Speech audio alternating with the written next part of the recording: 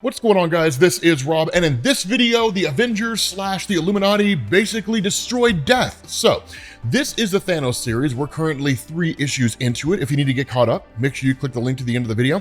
But the long and short of this is that Thanos appeared on Earth, started attacking Fresno, California for reasons that nobody understands, all the while seeking out some particular person. Now, as we found out at the end of the last video that we did, this was actually Mistress Death in human form. And in fact, there's a conversation that takes place between Thanos and this girl in Osvaldo's, which it does seem a little strange they're having this conversation inside of a taco joint. No stranger than Thanos hijacking a truck and chasing this girl down, which is exactly what he did in the last video. But what he does is he tells her, you are the cosmic personification of death itself. Now, of course, this guy Greg shows up, right? Poor Greg. This guy's about to get it rough, man. Right? This guy like offers him some food, you know, like chips and salsa, kitchen's a little slow, that kind of a thing. This girl wants like Marie, she wants like the whole entire bottle of tequila, right? Because I mean, she's kind of going through a lot. But ultimately, Thanos basically tells her that he was stuck in a kind of endless abyss, right? Just one of the many instances where his character, quote unquote, died, essentially.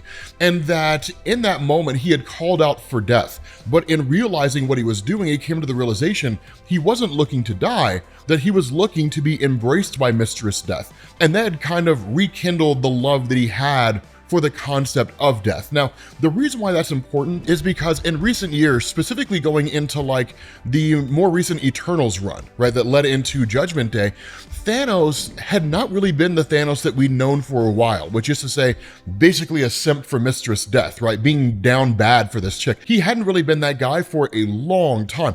This is a way to kind of return him to his classic form. No doubt that's happening because he's not in the Marvel Cinematic Universe anymore, so Marvel Comics doesn't have to copy the MCU version. They can just take him back to his own form. But in the midst of this whole conversation, right, he says, I was lost, hopeless, just as you are within this strange mortal form, my mistress. But my fate, my very purpose, is once again as clear as the starlight.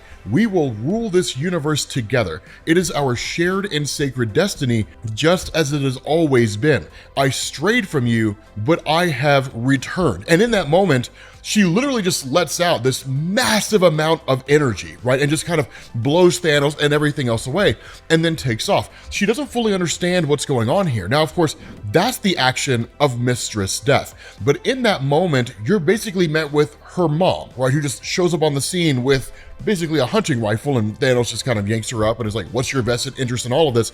She's actually way more important than you think she is, where she seems irrelevant, but she's probably the single most important person in this entire story. Roberta Marie is technically her name, but as Roberta is like taking off, right, just fleeing in this truck, the Illuminati try to stop her and that kind of thing.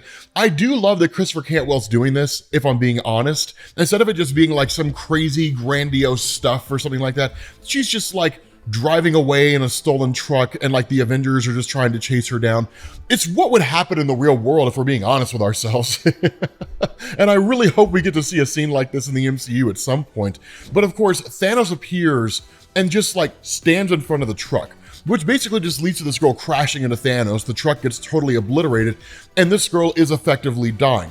But Thanos doesn't really care, right? He's like, let her die, right? End this foolish ruse, because this girl can die, but Mistress Death as a concept cannot. Now, here's one of the cool things that's gonna blow your mind, right? I'm about to absolutely blow your mind out of your head if you're not aware of this already. In Marvel Comics, there is a being named Anthropomorpho, and what you're seeing here with the idea of like a physical body and a cosmic entity, that's basically what he does. So sidetrack from this comic for a second and wind back to Quasar issue number 37 back in 1992.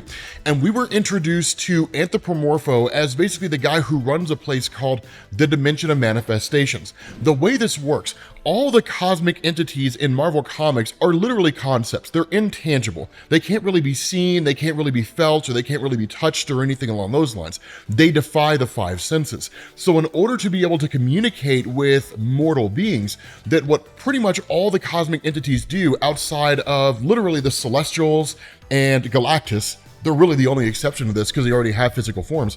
All the cosmic entities at any point will go to the dimension of manifestations, and they will be given what's called an M-body, and that in turn is what they will put their essence into. Now, the M-body is always a physical representation of that cosmic entity, but they in turn will appear to a mortal and they'll talk to them. So that's how you see cosmic entities. They're not actually, it's not really the entities themselves. It's more of just like a housing that they've placed themselves into, which is the reason why beings like Thanos and these guys can go toe-to-toe with cosmic entities and fight them. In order to truly destroy eternity and infinity and all the cosmic entities therein, either you would need something like an infinity gauntlet or a cosmic cube, or you'd have to find a way to destroy the entirety of the universe itself. Outside of like those two things, or being a high-level reality warper that can manipulate the fabric of reality itself, it's virtually impossible to destroy the essence of a cosmic entity. But destroying their physical form, yeah, man, you can do that all day, right? Because it's basically like blowing up a house, right? It's just not that hard to do. So back into the story itself, as Roberta lays dying, Mistress Death suddenly manifests, right? And that's why, as a cosmic abstract, she cannot actually truly be destroyed. Well, I take that back. They did it in Thanos Imperative. In the alternate universe, they did that. They still never really gave us an adequate explanation about how that compares to the main Marvel universe, but they did manage to actually destroy Mistress Death as a cosmic entity. But the fact remains here, right? She just kind of lashes out. But this is when you learn what truly went on. That Doctor Strange approaches Mistress Death and says, "We gave you what you wanted, a human life and a human death." Now Thanos responds in saying, "But in doing so, you have weakened her," right? You have brought her down to your level. She is a cosmic abstract beyond contestation. Now, one part of this is because Thanos is simping in a way that I've just never seen, right? I mean, this guy, right? Like it's pitiful, right? It's like, this is the guy who's like, girl just disrespects him in the worst way all the time, and like he still sticks around, right? I mean, it's pitiful, right? It's just downright pitiful. But the response she gives is, "They did this because I asked them to," right? And that's when it's really Thanos who brings the mother of Roberta in and says, actually, this is the one who's truly to blame for this entire situation, right? This woman, Christine Collins, as Thanos calls her. And then what we do is we wind back to some point in the past. And Thanos says, "This human found you, she challenged you, but even before she arrived, you were already in a questioning state, my mistress, weren't you?" And that Mistress Death was, in effect, going through a kind of existential crisis. What's really cool here is she speaks into the infinity well. I can't remember how long it's been since we've seen those things. For those of you guys who don't know what the infinity well is, it's one of the coolest things. The infinity well is a well that if you ask it the correct question, it will give you an answer. And the reason why I say that, why I say it that way, is because unless you ask it the correct way, it will not answer you, right? It will never give you a response. And in fact, that's exactly what happens here, right? She asks the question, "Why must I still be? Why must I continue for always?" And the well simply doesn't answer her because she's not asking the right question. So again, the infinity well is incredibly important here. As an example, it's where Thanos learned about the infinity gauntlet in the first place, and he takes all the infinity stones, puts them on a gauntlet, he'll become all powerful, that kind of stuff. The infinity well knows everything about everything. And so at the end of the day, Christine Collins is brought before Mistress Death, having basically found a way to sneak into her reality or to her dimension. There's a whole story that goes into it in like the Marvel story and so on. You don't have to, it's not important. All you need to know is that she found a way to the realm of Mistress Death, which is not impossible, right? That is one thing that I do want to specify. When it comes to the dimensions of cosmic entities, it is possible, especially when it comes to the realm of Mistress Death, to make your way there without actually dying. The realm of Mistress Death is no different than like Asgard or any of the other 9 realms from like the Thor and Odin mythos, or like the realm of Mephisto or any of that stuff, right? As long as you have the either technology or magical abilities to enter into that realm, or just flat out good old fashioned reality warping, you can travel there. Right, you can't technically take a ship and go there unless your ship has the technology to get you there through breaking dimensional barriers, but still, it can be done, right? So that's an important thing to know. You don't have to be dead to enter into the realm of Mistress Death. But Christine is here because Roberta was her daughter in the real world, but Roberta died. right? She ended up passing away. Now, we found that out very early on within the story, and that Christine is here because she wants Mistress Death to resurrect her. Now, one of the things to know is that when it comes to the role of Mistress Death, even one of the things that she says, it's that she is an observer. Now, that is an important distinction to understand. When a person dies, Mistress Death doesn't actually kill them. And I've seen that kind of confusion out there on the internet, so I felt like it was something to clarify here. Mistress Death doesn't traditionally kill people. If you piss her off enough, yeah, man, like she'll help you finish with all your living. But normally she doesn't. It's more just the natural order of things, right? Like you're walking across the street, a car's barreling down the road, it hits you and you die. Is it chaotic? Sure, but it also fits into what was supposed to happen with you. That's one of the things to know in Marvel Comics, there really isn't any kind of like grand plan for how everybody's individual life is supposed to unfold. Everybody's just taking it one day at a time, right? It's not as though you have the one above all who's like, so here's what's gonna happen with Iron Man, and here's what's gonna happen with Wolverine, and here's what's gonna happen with Black Bolt. He sucks, so he's not gonna do anything useful. It's not really like that. Right? Instead, it's just things happening in the world and that's it. Mistress Death is very, very close to how you would imagine the Grim Reaper to be, right? That when you die, the Grim Reaper appears and it takes you to the afterlife if you believe in such a thing. And that's why Christine says, I sought you out. Because when she died, when Roberta died, I saw you there and I saw you take her away. But at the end of the day, Mistress Death says, I will not restore your daughter if that is what you wish. She is too insignificant to upset the balance in any way, i.e. she is not one of the most popular superheroes in Marvel Comics. So that's not gonna happen. Now, one of the other cool things that Christopher Cantwell's toying with here is the idea that Thanos being out there and basically destroying everything, that's his natural role in the universe. You could argue maybe some concept, right, akin to like Galactus or something along those lines. The reason why I say that is because he was banned from the realm of Mistress Death. Thanos can never die, right? He's been banned from that realm for a long time in Marvel Comics. So when he dies or when something happens that destroys him, he just ends up out there in the ether until they can find some kind of a way back. And so Thanos is beyond the realm of Mistress Death. Thanos will always be out there in the universe laying waste to everything and destroying everything.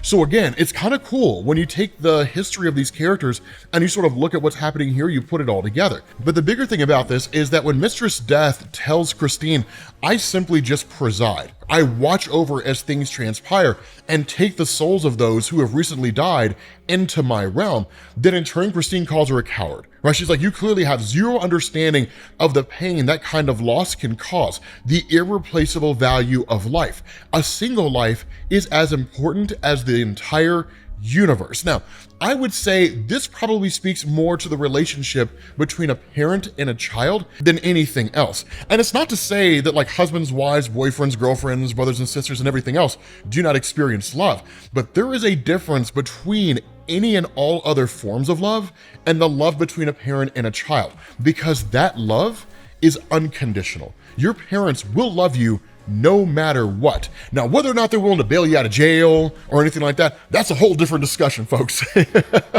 But they will love you no matter what. It is unconditional. But under any and all other circumstances, that love can and sometimes does fade out there in the world for any number of reasons. And so I cannot envision a single parent, a good quality parent, who would not sacrifice the universe and all things therein to preserve the life of their child. They would go to the ends of the earth in order to make that happen. So that's really what Christine is talking about here. She says, you know, I was going to plead if I had to, try and convince you to give me my daughter back. I was ready to beg, but now I just feel sorry for you. And Mistress Death whisks her away and sends her back to Earth. And so what Thanos does in kind of telling us this story is he says, she had poisoned you enough that I assume you then sought the help of these dogs, those who would portend to deal with higher echelons of matters, the Illuminati. Stooping ever lower, you offered them some cheap bargain in return